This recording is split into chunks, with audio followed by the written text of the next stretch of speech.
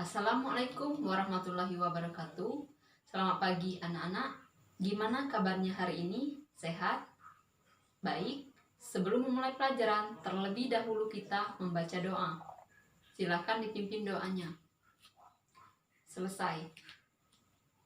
Hari ini kita akan membahas tentang Toharo, bersuci menurut ajaran Islam. Pengertian toharo. Toharo artinya bersuci dari najis dan hadas. Pengertian najis. Najis adalah kotoran yang menjadi sebab terhalangnya seseorang untuk beribadah kepada Allah Subhanahu wa Ta'ala. Sedangkan pengertian hadas, hadas adalah keadaan tidak suci pada diri seorang muslim yang menyebabkan ia tidak boleh sholat, tawaf, dan lain sebagainya. Toharo meliputi dua hal, yaitu toharo dari najis dan toharo dari hadas. Toharo dari najis adalah membersihkan sesuatu dari najis. Sedangkan toharo dari hadas membersihkan sesuatu dari hadas. Di sini ada macam-macam najis. Yang pertama, najis muhappapa, yang kedua, najis mutawasita, dan yang ketiga, najis mughalada. Yang pertama, kita bahas tentang najis muhappapa. Najis muhappapa adalah najis yang ringan. Contoh najis ini seperti air seni bayi laki-laki yang belum berumur 2 tahun dan belum makan apapun kecuali air susu ibu. Cara mensucikannya sangat mudah. Cukup dengan memercikkan atau mengusap air yang suci pada permukaan yang terkena najis. Selanjutnya, najis mutawasita adalah najis pertengahan. Contoh najis ini adalah darah, nanah, air seni, tinja, bangkai, dan sebagainya. Najis jenis ini ada dua macam, yaitu najis hukmiyah dan najis ainiyah. Najis hukmiyah diyakini adanya tetapi tidak nyata wujudnya atau zatnya, bau dan rasanya. Cara mensucikannya adalah cukup dengan mengalirkan air pada benda yang terkena najis. Sedangkan najis ainiyah adalah najis yang tampak wujudnya dan bisa diketahui melalui bau maupun rasanya. Cara mensucikannya adalah dengan menghilangkan zat, rasa, warna, dan baunya dengan menggunakan air yang suci. Dan yang ketiga, najis mughalada adalah najis yang berat. Najis ini bersumber dari anjing dan babi. Cara mensucikannya melalui beberapa tahap, yaitu dengan membasuh sebanyak 7 kali. 1 kali diantaranya menggunakan air yang dicampur dengan tanah. Di sini ada bentuk-bentuk hadas kecil. Yang pertama, keluar sesuatu dari kubul atau kemaluan dan dubur. Yang kedua, hilang akal, contoh tidur. Yang ketiga, bersentuhan kulit laki-laki dan perempuan yang bukan muhrim. Dan yang keempat, menyentuh kubul atau kemaluan dan dubur dengan telapak tangan.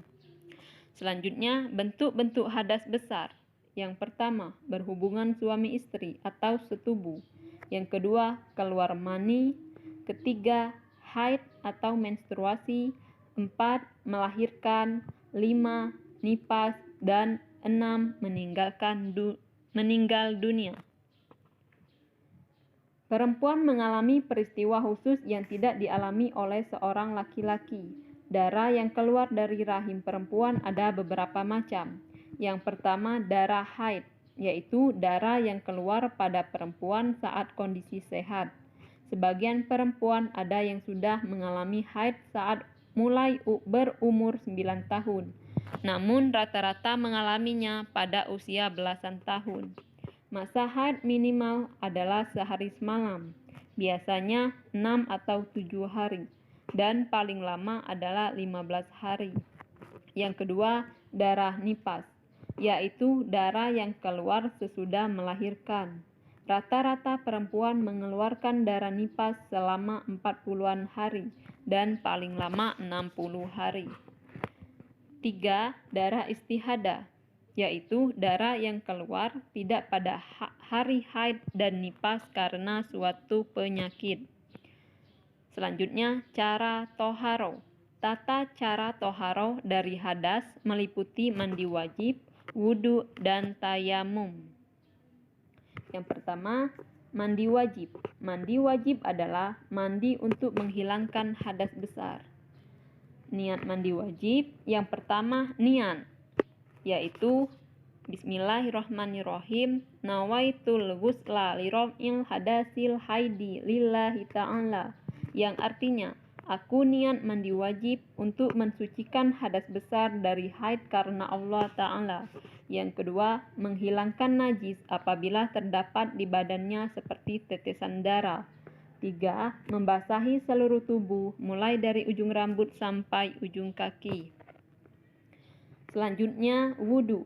Wudhu adalah cara bersuci untuk menghilangkan hadas kecil.